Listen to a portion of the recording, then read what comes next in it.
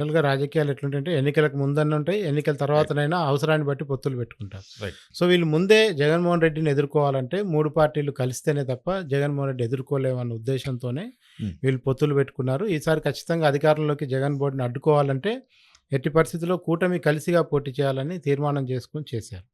అయితే ఈ 1 ఇయర్‌లోనే అక్కడ పెద్దగా బ్రహ్మాండం ఏం బద్దలైపోయి హ్మ్. ప్రజలందరూ ఆర్తనాదాలు పెట్టి, కేకలు పెట్టి, అన్నమో రామచంద్ర అని అసలు ప్రభుత్వం పట్టించుకోవట్లేదు అని అట్లాంటి సిట్యుయేషన్ ఏం లేదు.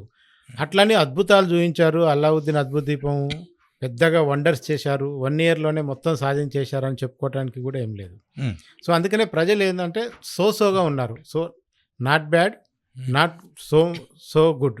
హ్మ్. సో, అంటే యావరేజ్ మార్కులనేవి ఇప్పుడున్న కూటమి ప్రభుత్వానికి మనకక్కడ చాలా క్లియర్‌గా కనపడుతున్నాయి. హ్మ్. సో, అందుకని మీరు ఎనీ పాజిటివ్ పాయింట్ టువార్డ్స్ కూటమి వైపు చూసుకుంటే 50% పైగా మద్దతు ప్రజల నుంచి మనకక్కడ కనపడుతుంది. అందుకనే ఇప్పటికిప్పుడే అర్జెంట్‌గా కూటమి ప్రభుత్వం దించేయాలన్న కోపము ప్రజల్లో కనపడదు.